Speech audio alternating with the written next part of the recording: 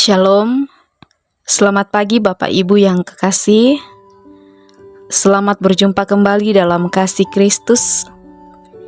Hari ini hari Senin, tanggal 30 Januari 2023. Mari kita membaca dan merenungkan firman Tuhan pada pagi hari ini yang terambil dari Ulangan pasal 16 ayat 18 hingga ayatnya yang ke-20. Mari kita minta pertolongan kepada Tuhan, kita berdoa. Dimuliakanlah nama-Mu ya Allah, Sang Pemilik kehidupan kami. Terima kasih buat kasih setia-Mu, anugerah-Mu yang selalu baru setiap saat. Terima kasih Tuhan telah menuntun menyertai kami di dalam peristirahatan kami sepanjang malam telah berlalu.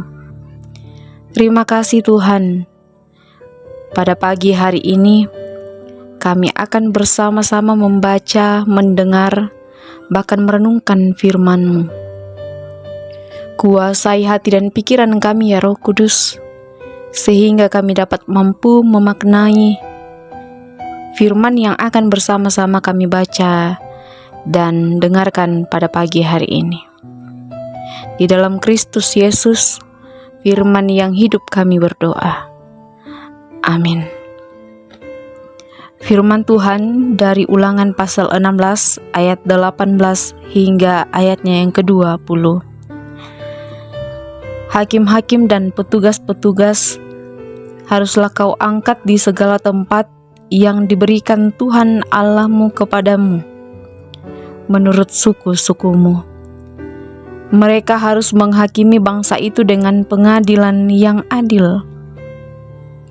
Janganlah memutarbalikkan keadilan, janganlah memandang bulu, dan janganlah menerima suap, sebab suap membuat buta mata orang-orang bijaksana dan memutarbalikkan perkataan orang-orang yang benar. Semata-mata keadilan itulah yang harus kau kejar, supaya engkau hidup dan memiliki negeri yang diberikan kepadamu oleh Tuhan Allah-Mu. Amin. Tegakkan keadilan. Bapak, Ibu, Saudara, di dalam dunia tempat kita ada pada saat ini, sudah sangat sulit kita mendapatkan keadilan. Dan bisa jadi kita adalah korban dari praktek ketidakadilan.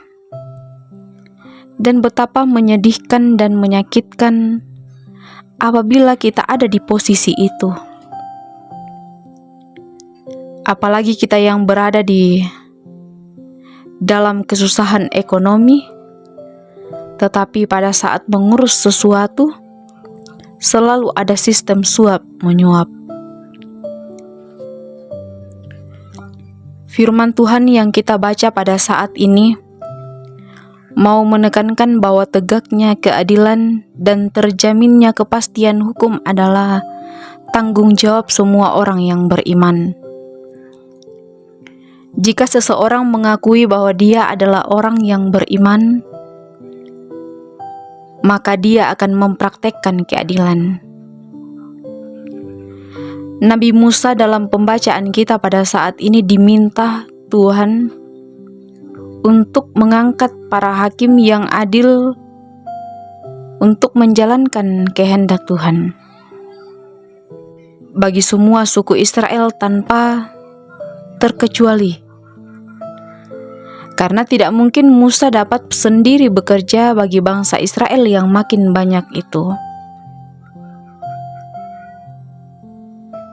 Para hakim dan pekerja-pekerja ini diangkat berfungsi untuk mencegah berbagai penindasan dan ketidakadilan di tengah-tengah masyarakat Israel yang bisa saja dilakukan oleh masyarakat kelas atas.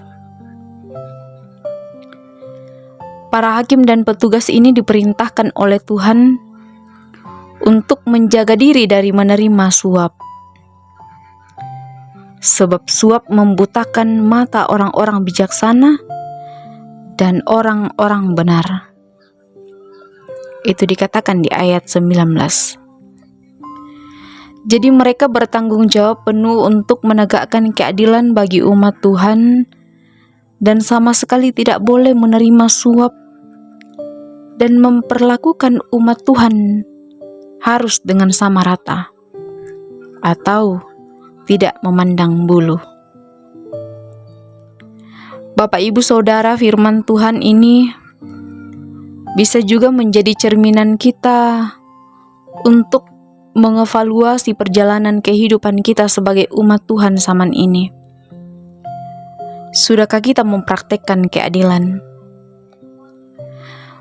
Mempraktekkan keadilan adalah tanggung jawab kita di hadapan Tuhan. Jadi bukan soal pilihan, tetapi keharusan. Dalam ayat 20 ditegaskan bahwa semata-mata keadilan itulah yang harus kau kejar, supaya engkau hidup dan memiliki negeri yang diberikan kepadamu oleh Tuhan Allahmu.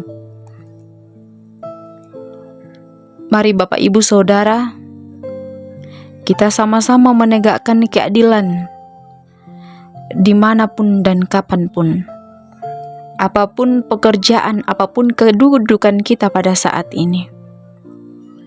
Mempraktekkan keadilan adalah tugas kita semua di hadapan Allah. Kita berlaku adil dalam keluarga, berlaku adil di tempat kerja, berlaku adil di pasar, berlaku adil di ruang pengadilan, dan di mana saja kita berada. Keadilan dipraktekkan bukan hanya karena sekedar taat pada hukum dan aturan, tetapi keadilan dipraktekkan sebagai wujud keberimanan kita kepada Tuhan dan sebagai wujud bahwa kita mengasihi Tuhan dan sesama, supaya kesetaraan sosial dan keharmonisan tetap tercipta di antara kita sebagai orang yang percaya. Amin. Mari kita berdoa. Tuhan Allah Bapa kami yang ada dalam tata kerajaan surga, terima kasih buat firman-Mu yang baru saja kami dengarkan bersama-sama. Tuhan, tolong kami untuk terus mempraktekkan, untuk terus melakukan dan mewujudkan keadilan di tengah-tengah dunia ini. Selaku orang percaya, selaku orang yang beriman kepada Tuhan. Bapa di sorga, kami berdoa untuk segenap umat-Mu yang dalam menjalani kehidupan mereka sepanjang hari ini. Sekiranya kekuatan kesehatan boleh senantiasa kami alami dan nikmati dalam kehidupan kami. Sekiranya apa yang kami kerjakan, apa yang kami usahakan hari ini, boleh mendatangkan hasil yang berasal daripada-Mu sendiri. Sehingga kami terus bersuka cita, kami terus bersyukur hanya kepada Tuhan. Kami berdoa Tuhan, untuk segenap umat-Mu yang dalam menjalani masa yang lanjut usia. Tuhan menolong mereka, Tuhan menopang, Tuhan menguatkan iman percaya mereka kepada Tuhan. Berdoa bagi segenap umat-Mu yang dalam kelemahan tubuh karena berbagai sakit penyakit yang menyerang tubuh mereka. Tuhan, Engkau menolong mereka. Engkau memberikan kekuatan kepada mereka di dalam melawan sakit penyakit yang mereka derita pada saat ini. Dan biarlah ya Tuhan, jika sudah waktunya, mereka boleh pulih, mereka boleh sehat kembali, karena berkat dan pertolongan dari Tuhan. Kami berdoa buat bangsa, negara, dan pemerintah kami. Tuhan memberkati, memberikan sehat kuat, memberikan hikmat kebijaksanaan bagi para pemimpin-pemimpin kami di negeri yang tercinta ini. Biarlah ya Tuhan, melalui pemerintahan ini di dalam negeri ini, kami terus merasakan sukacita dan damai sejahtera yang berasal daripada-Mu. Kehidupan kami hari ini, kami hanya mau serahkan ke dalam tangan pengasihan-Mu. Kiranya kasih, sukacita, damai sejahtera terus menaungi dan melingkupi kehidupan kami. Ampuni segala dosa dan kelemahan kami Tuhan. Ini kami yang datang kepadamu melalui anak-Mu Yesus Kristus Tuhan yang hidup. Amin. Demikian renungan pada pagi hari ini. Selamat beraktivitas.